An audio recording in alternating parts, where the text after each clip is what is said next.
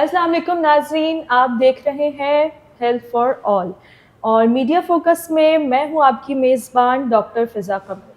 आज हम एक ऐसे टॉपिक पर बात करेंगे जिस पर उमूमन लोग बात करने से शर्माते हैं या झिझक महसूस करते हैं, मगर दर हकीकत ये मसाला बहुत आम है और अगर इसका इलाज बर वक्त ना कराया जाए तो ख़तरनाक बीमारियां जन्म ले सकती हैं।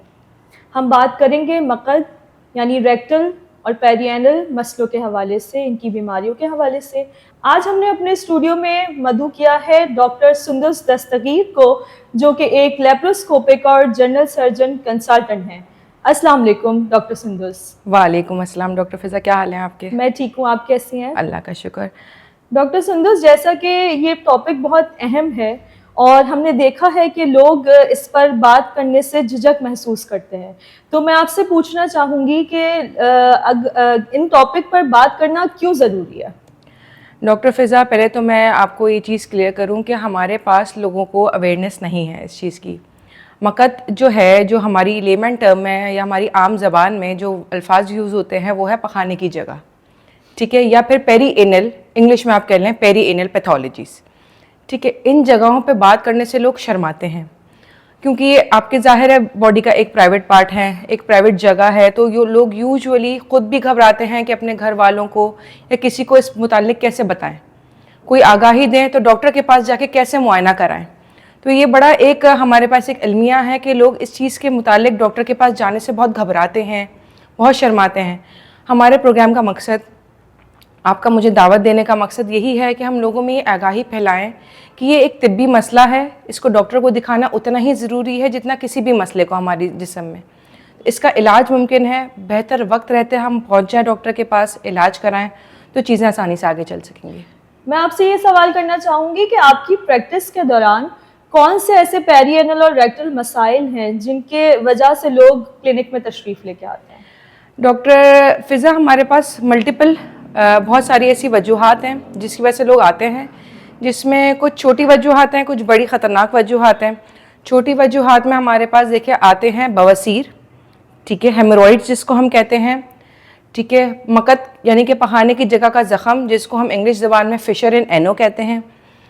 एक होता है पखाने की जगह की नालियाँ, मकत की जगह की नालियाँ जिसको हम हमारी ज़बान में फिस्टुलास कहते हैं।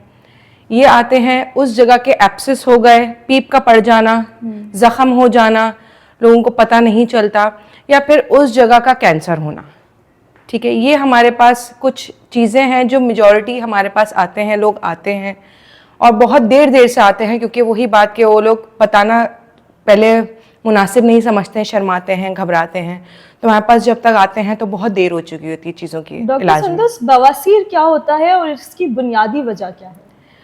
बवासीर जो है वो नसों की सूजन है हमारे पास, ठीक है। हमारे पखाने की जगह पे जो नसें होती हैं उनका सूजने के हिस्से को हम बवासीर कहते हैं, जो आम ज़बान में होता है।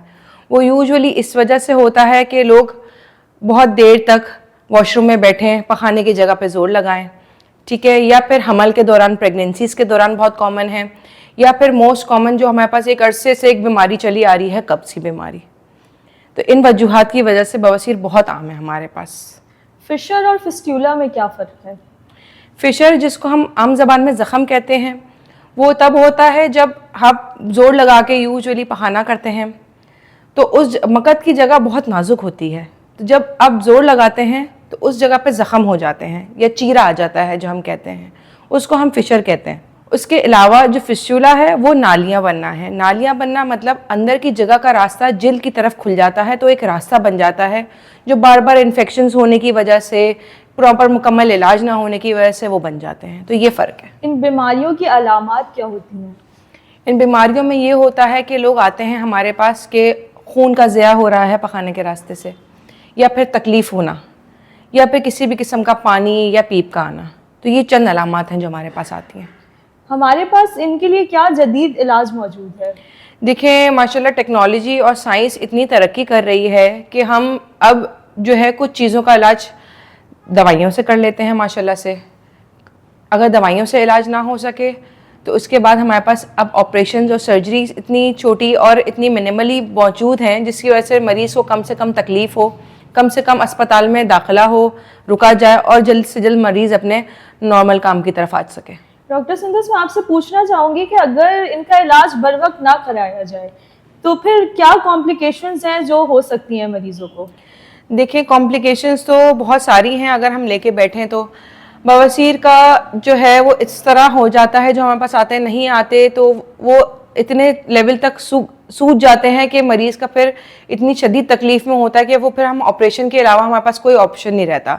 फिर हम जो मिनिमली इन्वेजिव हमारे पास ऑप्शन हैं, जैसे कि अब जदीद दौर में लेज़र की ऑप्शन आ गए हैं, तो वो भी हम नहीं कर पाते उन सूरत हाल में। मरीज़ तकलीफ दे ज़्यादा होता है ऑपरेशन, मरीज़ का अस्पताल में दौरानिया बढ़ जाता है स्टे का, तो वो बहुत तकलीफ दे अमल होता है। इसी तरीके से फिशर है, इसी तरीके से फिस्ट्यूला है।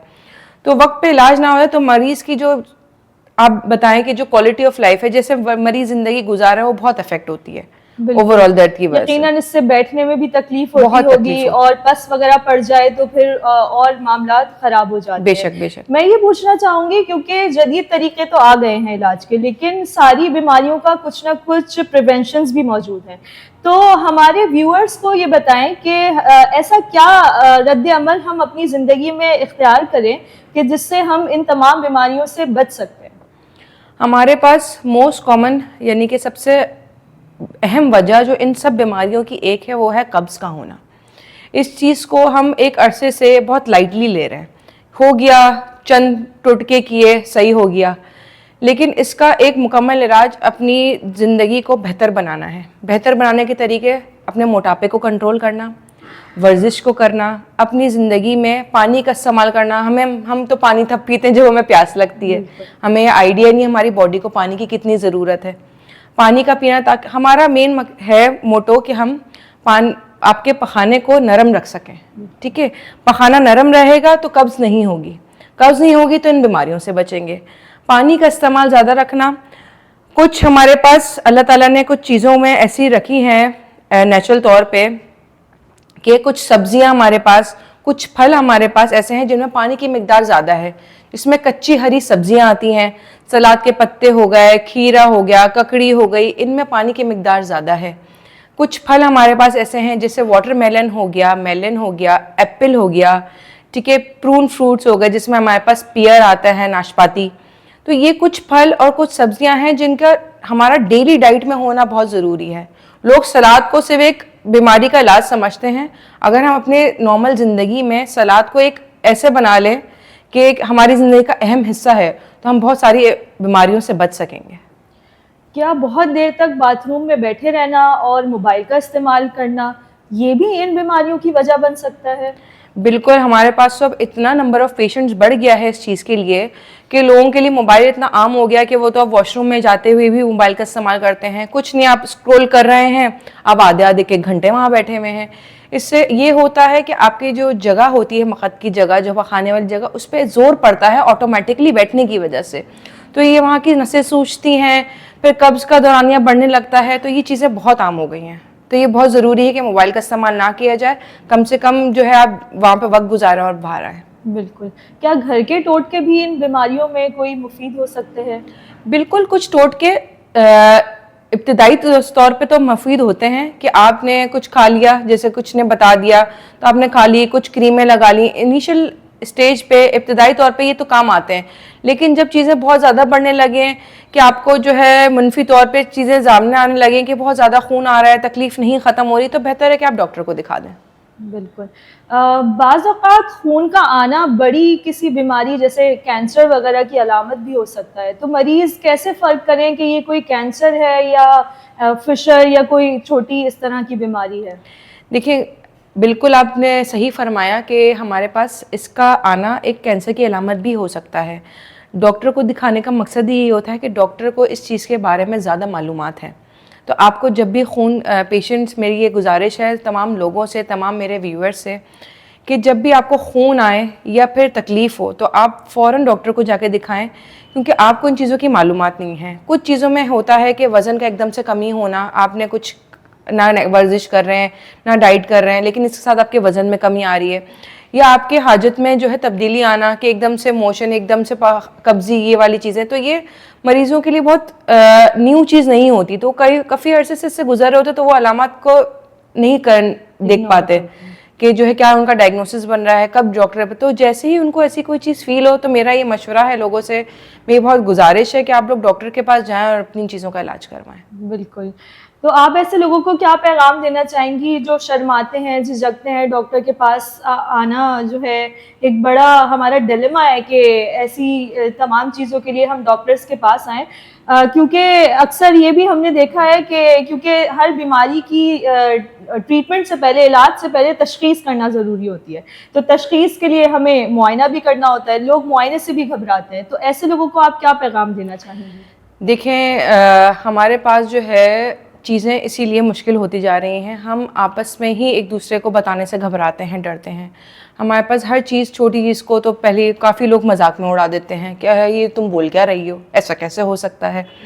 तो आपने अपने आप को देखना है, हर किसी ने अपने आप को देखना है, अपनी तबीयत, अपनी बेहतरी को देखना है। ये एक तबी मसला है, जैसे तमाम बीमारियाँ होती हैं वैसे ही ये बीमारी भी है। तो बेहतर है कि आप वक्ती तौर पे डॉक्टर के पास चले जाएं। अब माशाल्लाह से फीमेल सर्जन्स भी इतनी इन हो गई हैं, तो औरतों के लिए औरत के पास आना मुश्किल नहीं है। मैं बेशक समझती हूँ कि ये बहुत मुश्किल होता है किसी को अपने प्राइवेट पार्ट का मुआयना करवाना, लेकिन जब आपका इलाज मौजूद है यहाँ पे इस चीज़ का, तो मेरा ख्याल है कि लोग इस चीज़ को रियलाइज़ करें, समझें कि ये बहुत ज़रूरी है। सही वक्त पे इलाज हो जाएगा तो उनकी ही क्वालिटी ऑफ लाइफ, उनकी ही ज़िंदगी बेहतर हो सकेगी। तो हमारा मैसेज यही है कि हम बेहतर से बेहतर आगाही दे सकें और लोगों को ये समझा सकें कि ये एक टैबू नहीं है, डिलेमा नहीं है, ये बीमारियां हैं जो मौजूद हैं। अपने आसपास के लोगों को बताते हुए ना घबराएं, अपने फैमिली से शेयर करते हुए ना घबराएं और डॉक्टर के पास जाते हुए ना घबराएं। बहुत शुक्रिया डॉक्टर सुंदस कि आप हमारे प्रोग्राम में तशरीफ़ लाई और हमारे नाज़रीन के लिए इतनी इन्फॉर्मेटिव बातें आपने बताई। मीडिया फोकस चैनल को लाइक और सब्सक्राइब कीजिए और दिए गए नंबर पर अगर कोई सवाल हो तो इस नंबर पर आप मैसेज करके वो सवाल के जवाबात हमसे हासिल कर सकते हैं। और इस प्रोग्राम के आखिर में मैं तमाम नाज़रीन से ये गुजारिश करना चाहूँगी कि अगर आप में से किसी को भी ये अलामात ज़ाहिर हो रहे हैं तो बराए मेहरबानी वक्त पर डॉक्टर के पास तशरीफ़ ले जाएं ताकि ख़तरनाक बीमारियों से बच सकें। इसी के साथ अपनी मेज़बान डॉक्टर फ़िज़ा कमर को दीजिए इजाज़त। अल्लाह हाफ़िज़।